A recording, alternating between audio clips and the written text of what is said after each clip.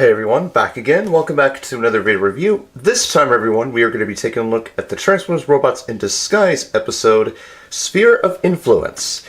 Oh my god. Okay, so the episode begins with, pretty much the Autobots chasing down another Decepticon, Zorilor, I think it is. Yeah. Basically, he's a Skunticon, transforms into a muscle car. Does the same thing as those four Skunticon gangsters did back in season 1. You know, the shooting off the, with all the skunk spray and stuff.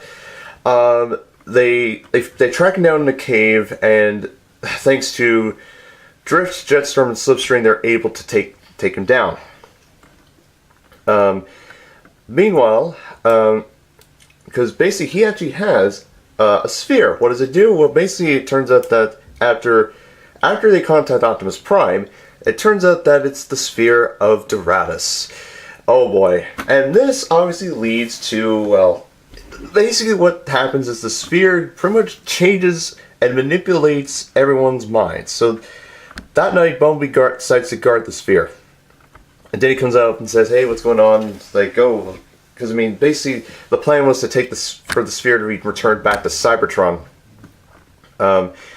Unfortunately, like I said, it manipulates everyone's minds. Eventually,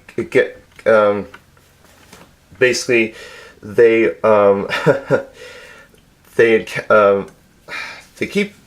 basically fight over the sphere on the highway, as I said, and what happens is Denny and Russell have to eventually catch up to them, and unfortunately, the sphere ends up in the hands of Springload. Oh yes.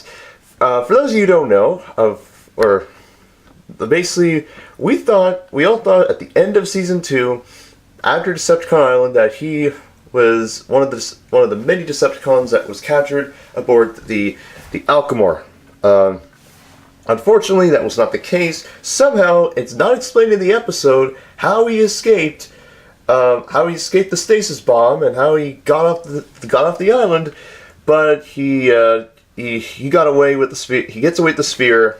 And they track him down to basically it's the same location as where Grimlock was able to take down Simicor and his Minicons.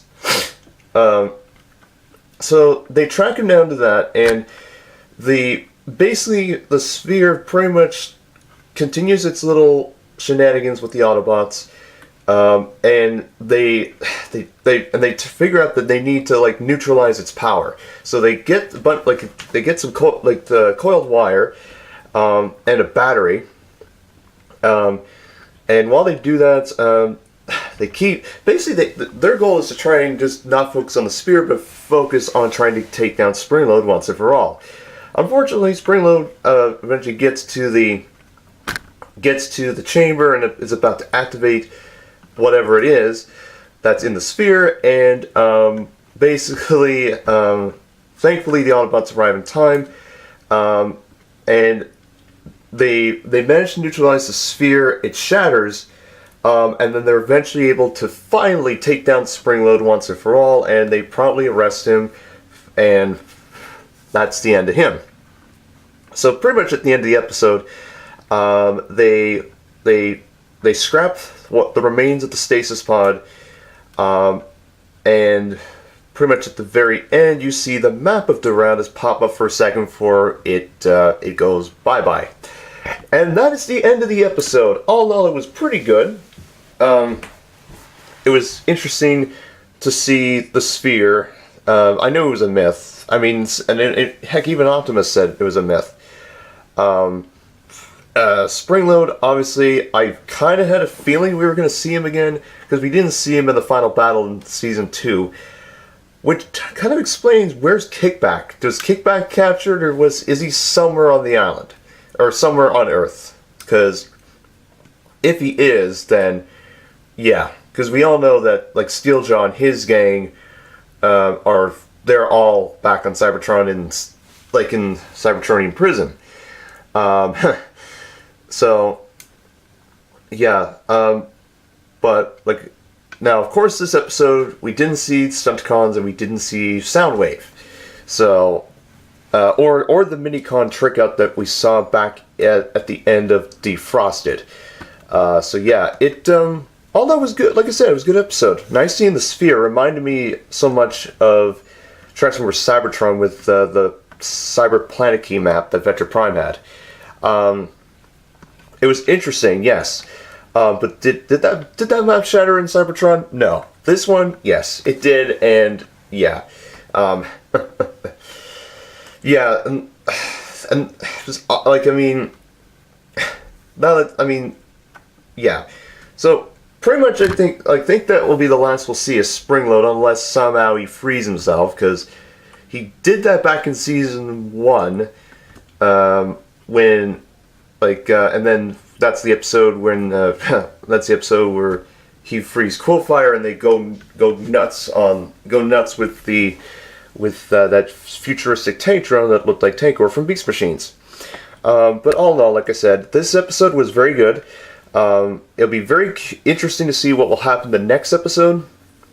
But like I said, it's going to be quite fascinating to see what happens. I mean, because I mean, there's surely there must be 9,000 more Decepticons that are still around on Earth at this time because they pretty much captured the entirety on Decepticon Island. They just, yeah. I mean, Zorilor, hard for me to say that name, was interesting. Funny, he had a teddy bear, which is weird.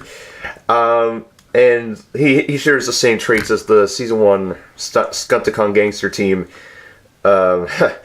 You know, with the whole, like, using his engine as the skunk spray and all that stuff. And, of course, they did reference some Season 1 traits. And they did reference, of course, when they were trying to take care of Springload, of course, his acidic body. Because, you know.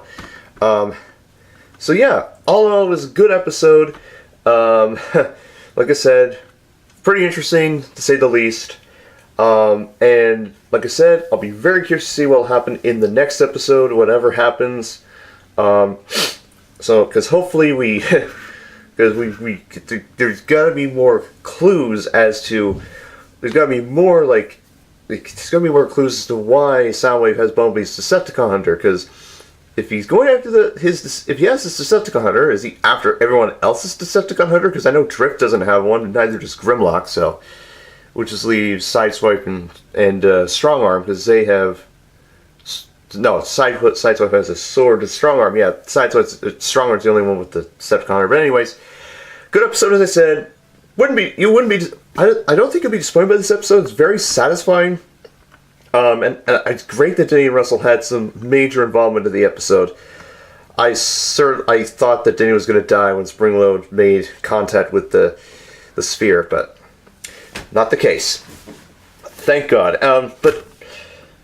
Yeah, so that is it, everyone. That is my video review of the Transformers Robots in Disguise episode Sphere of Influence. I will see you all very soon. I will be back as soon as possible with my next video, and yes, so take care, see you soon, have a great day, and I'll catch you all later. Bye-bye.